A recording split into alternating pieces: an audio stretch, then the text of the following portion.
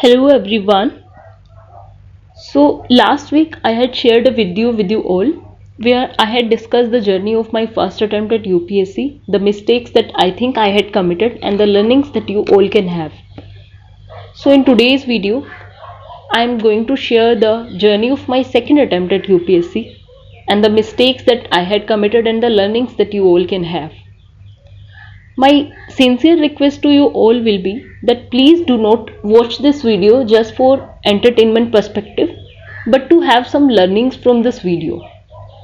As I have gone through this phase, but it may seem easier to you to hear, but it was very difficult for me when I was moving through that phase. Anyway, अगर आपको 2 साल से ज़्यादा UPSC में लग जाते हैं that makes you very underconfident, and back to back having failures is not a good thing for your mental stability as well. So in today's video I'm going to share you the insights that you can have from my second attempt at UPSC. So let's start with the same. First of all, my first attempt was in October 10th 2021 और second attempt was on 5th June 2022. तो दोनों के बीच में around 8 months का gap था. अब ये जो October 10th 2021 के बाद जब ये हुआ था October 10th को, तो उसके बाद जब रिजल्ट आता है तो it takes around 20 days for UPSC to declare the results for prelims. तो अब जब वो रिजल्ट वाला फेज होता है उस टाइम पे अगर कोई पर्सन अराउंड 50s में स्कोर कर रहा है, there is a very big chance of the person that he or she will be very confused. ना वो मेंस का पढ़ रहे होंगे ना वो प्रीलिम्स का पढ़ रहे होंगे. और मेंस का पढ़ने की तो दूर की बात, एनीवे मेरा तो प्रीलिम्स का भी सिलेबस कंप्लीट नहीं हो पाया था फर्स्ट अटेम्प्ट जब मैंने अपना दिया था यूपीएससी में.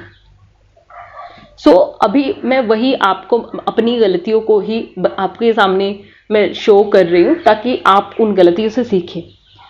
सो नाउ अभी सबसे पहले परफॉर्मेंस की बात करते हैं. फर्स्ट अटेम्प्ट में I told you that I had scored around 45.44. तो अभी यहाँ पे मैंने 74 क्वेश्चंस इन टोटल अटेम्प्ट किए थे. और मैं आपको बताऊँ, I was very innocent. I would not say that innocent, I will say very naive aspirant. तो when I came back home after giving the prelims, I thought that I had attempted the 74 question. What I did, I calculated the marks like this: 74 into 2, that will be around 148 marks. ठीक है. तो I thought कि अभी अगर मेरे 30 questions अगर in case गलत हो जाते हैं तो 0.66 से इसको कैलकुलेट किया तो आई थॉट कि अराउंड 120 स्कोर कर रही हूँ मैं, तो और इजीली मेरा प्रीलिम्स क्लियर हो जाएगा. That was the kind of person that I was at the time of when I was giving my first attempt at the UPSC prelims. So this was one major mistake that I think I had committed. Then abhi second attempt mein my score was 75.54 and the cutoff was at 87.54. So around 12 marks का difference था between my performance, my score at the prelims, और ये official marksheet से मैंने आपको मेरा score बताया है. और ये यूपीएससी का कट ऑफ था for the OBC UPSC prelims का. तो यहाँ पे मैंने 89 क्वेश्चंस अटेम्प्ट किए थे, तो अराउंड मेरे 40s में ही करेक्ट थे और 40s में ही इनकरेक्ट थे. सो दिस वाज द स्कोर. अभी हम बात करते हैं एकेडमिक एनालिसिस की.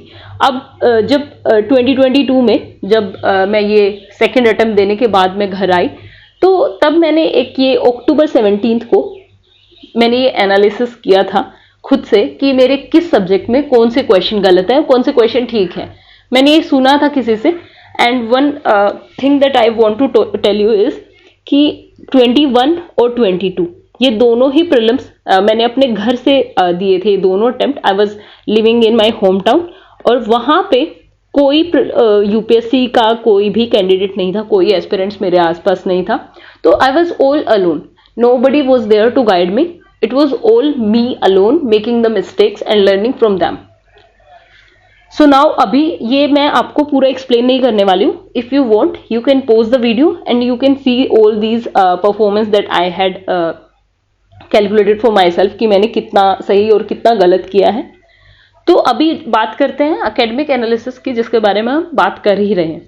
देन अभी जब आइडियली होना क्या चाहिए, जो रिजल्ट आता है प्रीलिम्स का उससे पहले आपको मेंस के लिए तैयारी शुरू कर देनी चाहिए।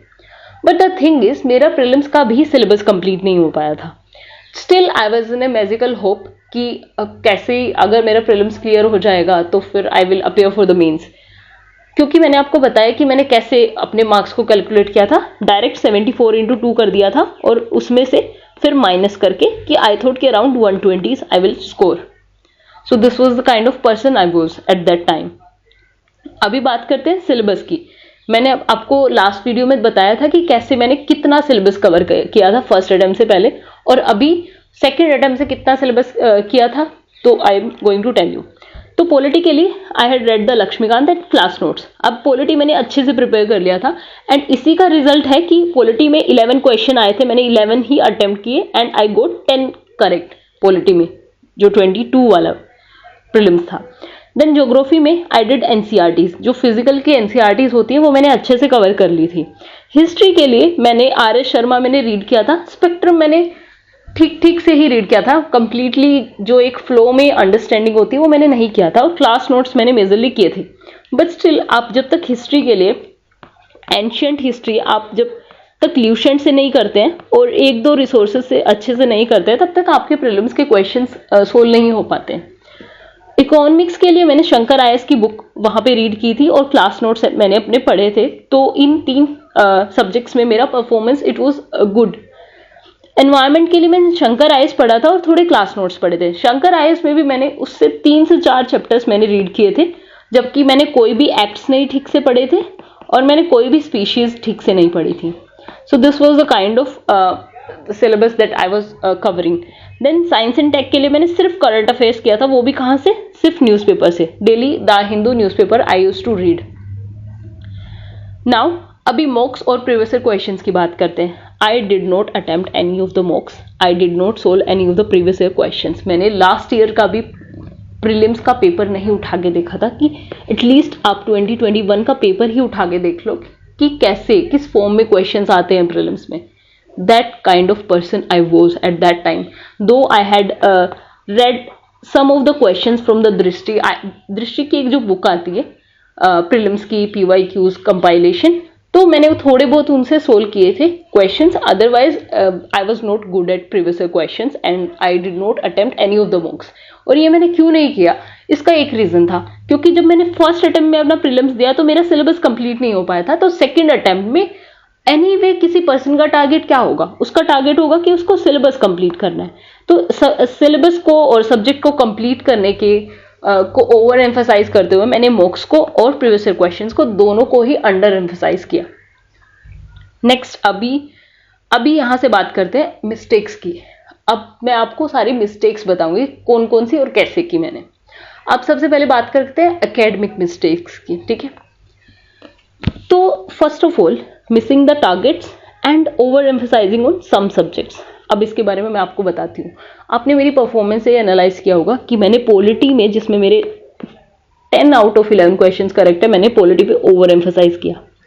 लेकिन मैंने किन किन सब्जेक्ट्स को अंडरमाइन किया, मैंने एनवायरनमेंट को अंडरमाइन किया, मैंने साइंस एंड टेक को अंडरमाइन किया। So this was the kind of performance that I had at that time. Next अभी मिसिंग द टारगेट्स। तो what it used to be कि मैं टारगेट्स जैसे मैं सेट करती थी कि upcoming 10 days I will read the Lakshmikant. Lakshmikant तो कंप्लीट मेरा हो जाता क्योंकि मैंने लक्ष्मीकांत को मैंने बार बार रिवाइज किया था। But when it comes to the science and tech and environment, what I used to do is कि अगर मैं कोई टारगेट सेट करती थी तो मेरा वो टारगेट कभी कंप्लीट नहीं हो पाता था। नेक्स्ट, अब एक कोई प्रॉपर रिवीजन स्ट्रेटजी नहीं थी। एक पॉलिटी को छोड़ के मैंने किसी सब्जेक्ट को ठीक से रिवाइज नहीं किया। मैंने अपने क्लास नोट्स जो मैंने जिस कोचिंग में भी मैं गई थी उनको भी मैंने ठीक से रिवाइज नहीं किया। और ये जो रिवीजन की मेरा इशू है, ये मैं कब से मैं बताती हूँ। जब मैं कर रही थी तो कोचिंग से जब कोई पर्सन वापस आता है तो वो जो क्लास नोट्स होते हैं you should definitely revise them. But what I did, I never revise those class notes, क्योंकि I was very over confident at that time कि जो मैंने क्लास में पढ़ा है वो मुझे याद रहता है। द थिंग इज कि अभी भी मेरे को आज भी वो जो क्लास में 2019 में अब जुलाई 2019 से जो क्लास चली थी, मेरे को आज भी अगर मैं वो नोट्स उठा के देखती हूँ, मेरे को आज भी वो क्लास एज इट इज याद है कि सर ने इस तरीके से ये बताया था। बट द थिंग इज उनको रिवाइज भी करना जरूरी होता है, और अगर आपकी पढ़ाई में अगर 3 से 4 दिन का भी ब्रेक हो जाता है, that is a very big thing. पर मेरा तो 1.5 ईयर का लॉन्ग ब्रेक था, क्योंकि I was not in a good position physically. मैंने आपको बताया था जब आई हैड टाइफाइड इन दिल्ली, तो उसके बाद कोरोना, तो इन सब में I lost my 1.5 years. That was very precious for me. तो ये जो अटेम्प्ट्स थे मेरे 21 और 22, ये उसी बीच चल रहे थे। Next, note prioritising the previous year questions. अब अगेन मैंने आपको बताया कि मैंने प्रीवियस ईयर क्वेश्चंस को, एक बार ये भी नहीं था कि एक लास्ट ईयर जो आप पेपर दे के आए हो एटलीस्ट आप उसको ही उठा के देख लो कि कैसे प्रीवियस ईयर क्वेश्चंस यूपीएससी में आते हैं। सो इट वाज ऑल कि सिलेबस जो पढ़ना है और फिर जाके पेपर में बैठ जाना है। So it was that kind of mindset जो आप जैसे मैंने बैचलर्स में जो फॉलो किया कि अपना सिलेबस को पढ़िए, जाके आप क्वेश्चन जो देखेंगे वो आपसे सोल्व हो ही जाएंगे। बट द थिंग इज वहां पे आपको सब्जेक्टिव आंसर्स लिखने होते थे, यहाँ पे ऑब्जेक्टिव प्रीलिम्स के क्वेश्चंस हैं and that are very different.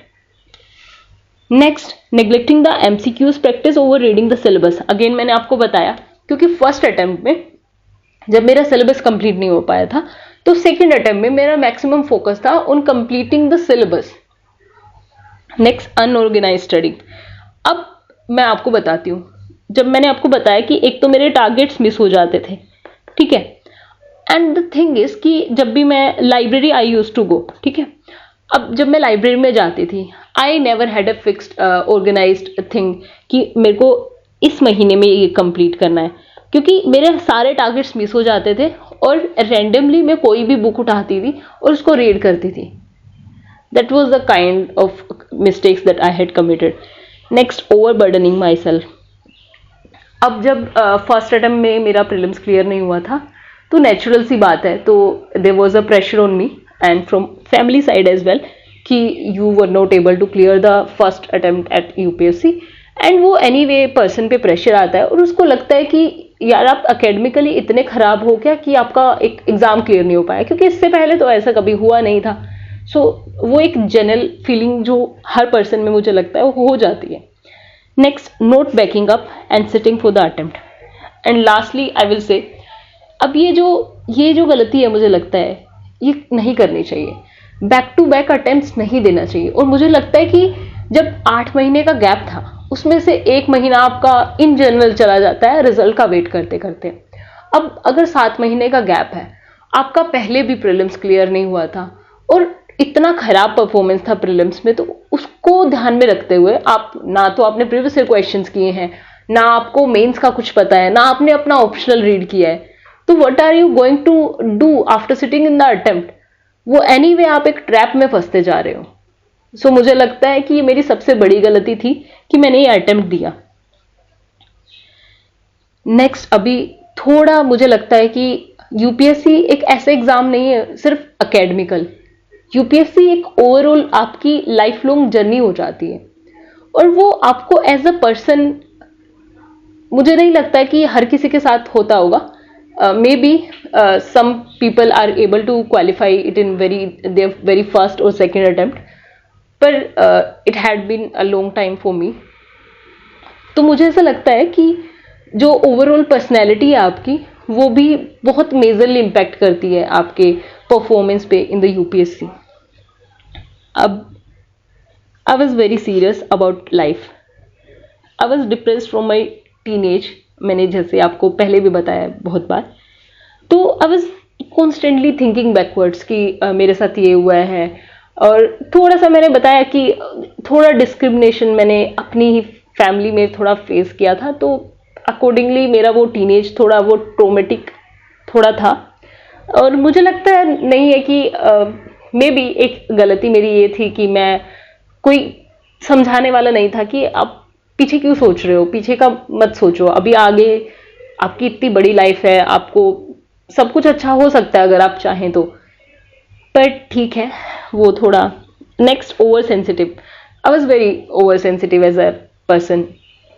अगर कुछ भी हो जाता है तो crying and all these kind of things. And अब लाइब्रेरी में, just let me tell you all things.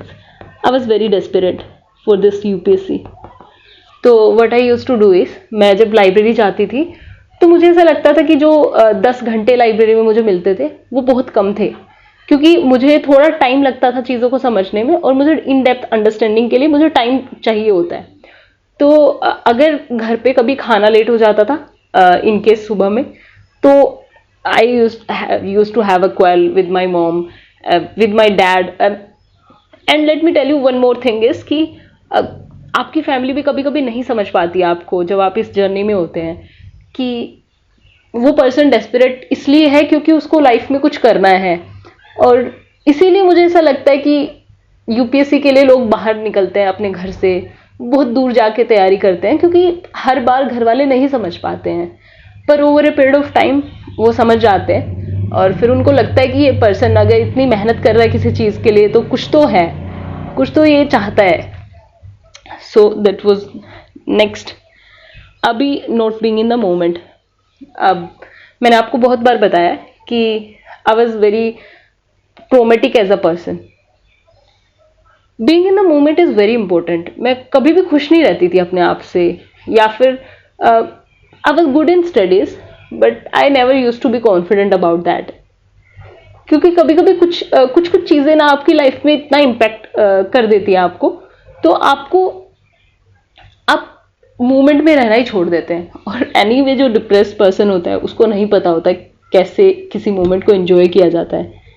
Next, postponing the moments of happiness. Again ये कनेक्टेड है। Not being in the moment, that means the person will not be happy and he और she will keep postponing the happiness. अब ये family के बारे में मैं कर चुकी हूँ आपसे बात की। फैमिली भी आपके समझ नहीं पाती है आपको कि कभी कभी अटेम्प्ट को स्किप करना इज वेरी इंपॉर्टेंट, क्योंकि यूपीएससी एक ऐसा एग्जाम है जिसको अगर कोई पर्सन फर्स्ट अटेम्प्ट में क्लियर कर रहा है, दैट मीन्स कि उसको फर्स्ट हैंड सपोर्ट है किसी पर्सन का जो क्वालिफाइड पर्सन है, या फिर किसी टीचर का जो उनको कंटिन्यूसली गाइड कर रहा है, और या फिर वो पर्सन पिछले 3-4 साल से प्रिपेयर कर रहा है। और मैं एक पर्सन ऐसी थी जो साइंस बैकग्राउंड से आई थी, मुझे कोई गाइड करने वाला नहीं था। I was all alone this field, ठीक है। और कोचिंग अगर आप जाते हैं तो यू कैन नॉट एक्सपेक्ट कि कोचिंग वाले आपके डाउट्स को आंसर करते हैं। कोचिंग वाले they will, you will join the classes, they will come and deliver the content. It is all upon you that how you can move in this journey. Nobody is there sitting to give you the direction. Next, again I had been very miserable as a person until the time I started this channel. Let me thank you all, क्योंकि जब से मैंने ये channel start किया है मुझ में एक काइंड ऑफ क्लैरिटी आई है, और एक पीस जो मुझे लगता है कि एक मेंटल पीस मेरे माइंड को मिला है। और अभी मैं उतना डेस्परेटली नई चीज़ों के पीछे भागती हूँ कि मुझे यूपीएससी करना है। It's all like a peaceful kind of journey now that I am enjoying now. और अभी मैं अच्छे से पढ़ती भी हूँ, और जब से मैं यूट्यूब से जुड़ी हूँ, आप ये चैनल जब से मैंने बनाया है, तो मुझे ऐसा लगता है कि जितने लोगों से मैंने इंटरेक्ट किया है, तो उससे मुझे एक जो मेरा वॉइड था मेरी लाइफ का, वो भी फिल हो गया है। और मुझे ऐसा लगता है कि वो जो डिप्रेशन वाला जो इंट्रोवर्ट एक पर्सन होता है, तो जब वो किसी लोग मतलब ऐसे सोशली कनेक्ट होता है लोगों से, तो एनीवे वो पर्सन इंप्रूव कर जाता है अपनी मेंटल स्टेट से। नेक्स्ट, अभी I will talk to you about the learnings. Firstly, you should skip the attempt when you are not prepared well. इस वीडियो में तो मैं आपसे बात नहीं कर रही हूँ, इस वीडियो में क्योंकि मैं अपनी जर्नी आपसे शेयर कर रही हूँ। I will definitely make a video on कि आपको कब अपना फर्स्ट अटेम्प्ट देना चाहिए और कितनी आपकी तैयारी होनी चाहिए accordingly. Next, being happy with your self is very important. अब अपने छोटे छोटे मोमेंट्स को एंजॉय करना बहुत ज़रूरी है लाइफ में, क्योंकि यूपीएससी की जर्नी में इट इज नॉट लाइक मोंकहुड, क्योंकि ये लाइफ लॉन्ग मतलब जर्नी इतनी लंबी हो जाती है कभी कभी, और उस जर्नी को एंजॉय करना बहुत ज़रूरी है। अगर आप प्रेशर में रह के अगर काम करेंगे, कुछ नहीं हो पाएगा आपसे, भले ही आपका IQ 100+ क्यों ना हो।